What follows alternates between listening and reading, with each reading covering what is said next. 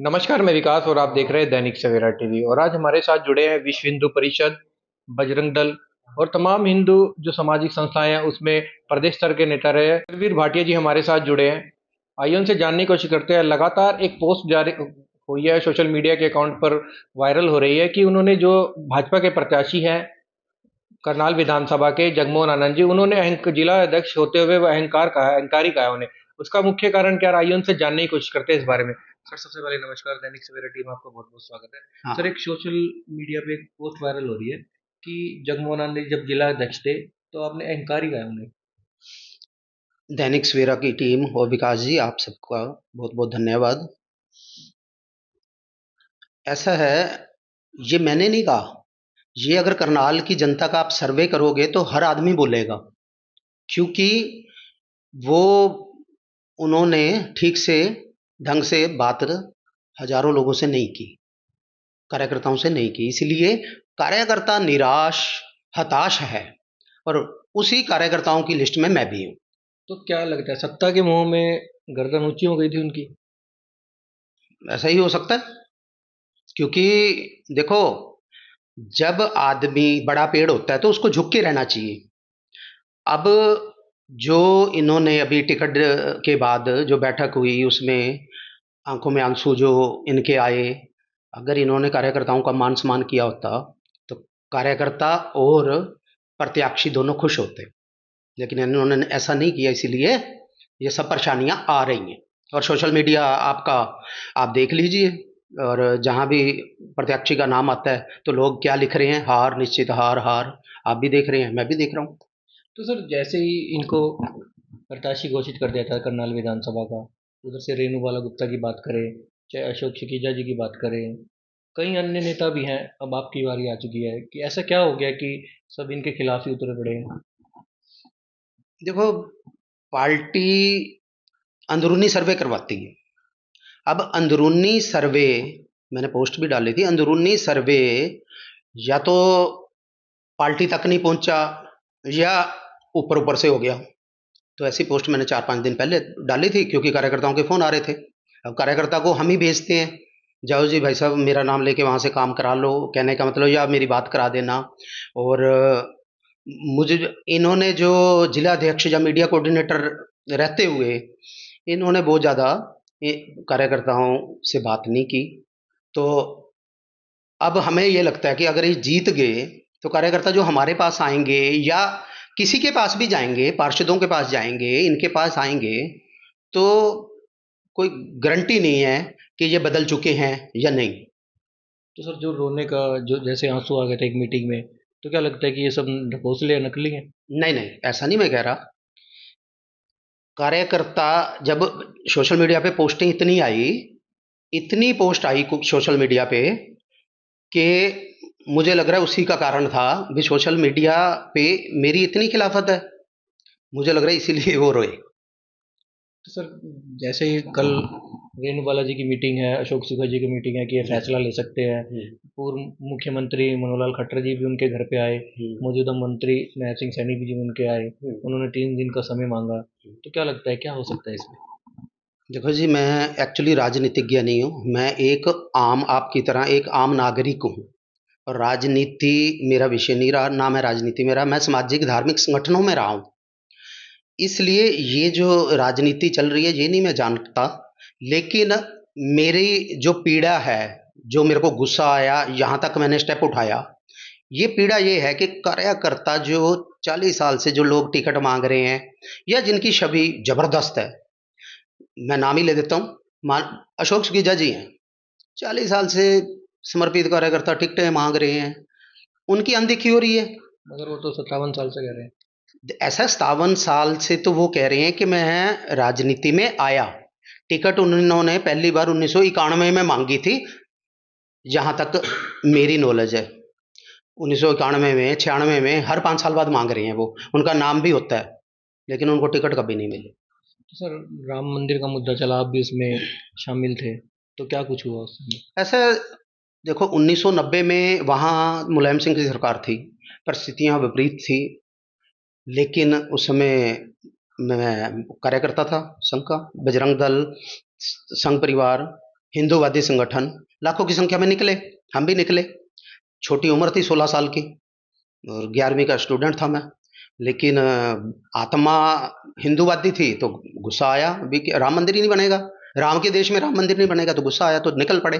निकले तो बहुत संघर्ष करना पड़ा, लखनऊ में पुलिस पीछे पड़ गई, उधर से भागे बाराबंकी तक पहुंच गए, बाराबंकी में पुलिस पीछे पड़ गई, किसी तरीके अयोध्या में एंटर हो गए। और अयोध्या में तो फिर वो जब कुठारी बंधु 90 में गोलियां चली, सीधा मुलायम सिंह ने गोलियां चलवा दी हमारे ऊपर, लाठियां चला दी, गोलियां चला दी। तो मैं हनुमानगढ़ी में था उस समय 90 में, तो वहाँ लाठियां लगी, प्लास्टिक की गोलियां भी लगी, तो मैं बेहोश हो गया। तो उन्होंने मरा हुआ समझ करके आगे बढ़ गई पुलिस। तो जब मेरे को होश आया तो 16 घंटे बीत चुके थे और मैं एक आश्रम में था। तो जो आश्रम के संत थे, मैंने कहा महात्मा जी मैं यहाँ कैसे? कह रहे जी हम जो बाहर बेहोश हो गए थे या जिनकी डेथ हो गई थी उनको अपने आश्रमों में ला रहे थे, तो हम आपको भी उठा के ले आए और हमने 16 घंटे से हम उपचार कर रहे हैं, 16 घंटे बाद आपको होश आए। तो सर भाजपा अपने आप को हिंदूवादी मानती है। कन्हैया मित्तल जी ने एक गाना भी गाया था, जो राम को लाए हम उनको लाएंगे, मगर वो अब भाजपा छोड़ के कांग्रेस में जा चुके हैं। हाँ, ये तो देखो अब कन्हैया मित्तल जी के मन में भी लग रहा है कि राजनीति की इच्छाएं जागी हैं तो उसका कारण हो सकता है ये। तो सर भाजपा एक पार्टी का एक एजेंडा है कि पहले देश फिर पार्टी फिर स्वयं। तो क्या लगता है अब स्वयं फिर पार्टी फिर देश? जी, आप ठीक कह रहे हैं विकास जी। एक्चुअली क्या है, अटल जी के राज की भाजपा अब नहीं रही। अब पिछले 10 साल में जो राज चल रहा है, भाजपा और कांग्रेस एक ही थैली के चट्टे बट्टे लगने लग गए। कैसे लगने लग गए? 14 से अब तक हरियाणा की अगर आप राजनीति देखोगे तो 50% कांग्रेसी ही भाजपा में आ चुके हैं। तो भाजपा का स्टाइल ही बदल गया, इसीलिए इसलिए भी कार्यकर्ताओं में निराशा है। तो सर करनाल में एक जनसंपर्क रैली निकाली गई थी, उसकी अध्यक्षता नायब सिंह सैनी ने करी थी। तो पहले चुप टिकटों का चयन नहीं हुआ था, सूची जारी नहीं हुई थी। तो हमारे एक पत्रकार साथी ने पूछ लिया था कि आप लाडवा से लड़ोगे? तो जगमोहन आनंद जी ने उन्हें टिप्पणी करते हुए कहा था, धमकाया गया था। तो ऐसा नहीं देखो, वो जो जानकारी मैंने भी ली ऐसा नहीं था। नायब सिंह सैनी जी का उसमें तो यही मतलब था कि सीएम है, 90 सीटों पे उसका काम है, तो उन्होंने यही कहा था 90 सीटों पे लड़ेंगे, यानी कि 90 सीटों पे पार्टी का सिंबल लड़ेगा। लाडवा का तो उनका लगभग फाइनल पहले ही हो चुका था, मुझे जो जानकारी है। मगर उन्होंने यहाँ बोला था मीडिया को कि मैं करनाल से ही लड़ूंगा। हाँ, वो उनका कहने का अर्थ तो मेरी जो समझ है यही था कि मैं ही लड़ूंगा। उन्होंने कहा था मैं ही लड़ूंगा, मैं ही लड़ूंगा का मतलब कि 90 की 90 सीटों पे मेरा चेहरा ही लड़ेगा, ऐसा मुझे लगता है। तो सर लगातार जो भाजपा के बड़े बड़े दिग्गज नेता हैं, वरिष्ठ नेता हैं, लोकल नेता है भाजपा के, लगातार देखा जाए तो जो विधानसभा प्रत्याशी है, पूरा विरोध हो रहा है उनका। देखो, विरोध इसीलिए ही हो रहा है कि जब उनके पास जो दायित्व थे उन्होंने ठीक ढंग से किसी से बात नहीं की, इसीलिए विरोध हो रहा है। तो क्या लगता है आपके साथ भी ऐसा होगा ठीक ढंग से बात नहीं? देखो ऐसा, मेरी पत्नी ने एक बार पिछले 5 साल पहले एक पार्षद की टिकट के लिए आवेदन किया था, तो जिला अध्यक्ष के नाते हम इनके पास गए थे, तो इन्होंने कोई हमारी सुनी नहीं, ठीक से जवाब नहीं दिया। लेकिन मेरा वो कारण नहीं है। उसके बाद मैं राजनीति की मेरी इच्छा भी नहीं थी। मैं सामाजिक स्तर पर वैसे भी प्रदेश स्तर पे मेरा ठीक रोल रहा है, तो उस समय इन्होंने नहीं किया था। लेकिन मेरा वो मकसद नहीं है, मेरे को वो याद भी नहीं है। याद का मतलब आपने पूछा तो बता दिया। लेकिन मेरा मकसद यही है कि जो आम कार्यकर्ता है, देखो उनके छोटे छोटे काम तो आएंगे ही। अब कार्यकर्ता के बच्चे के एडमिशन का काम है, छोटा सा काम है। कार्यकर्ता देखो, जिसने जिस पार्टी का झंडा उठाया, अब उस पार्टी का राज आ गया, तो कार्यकर्ता की इच्छाएं मन में जागती हैं कि मेरे बच्चों का भविष्य या मेरे को ये छोटा सा काम मिल जाएगा। जो पार्टी ऐसा कुछ भी नहीं करेगी, हम बोलेंगे नहीं ये है वो है, गोलमोल बात करेंगे, कार्यकर्ता की बात पे ध्यान ही नहीं देंगे, तो कार्यकर्ता निराश हो जाता है। अब 10 साल में कार्यकर्ता हरियाणा में या करनाल में तो बहुत निराश है। इस टिकट के बाद और निराशा छा गई है। तो क्या आप भी चुनाव मैदान में उतरेंगे?